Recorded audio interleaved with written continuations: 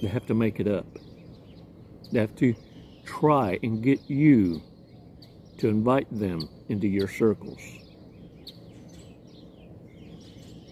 You'll know who they are. The other one's wiping their mouth, going, oh, look at your network. What does that one do? What position does that one have? Oh, really? Really? So they're having a hard time in their family? Oh, they're not getting along. They're having, oh.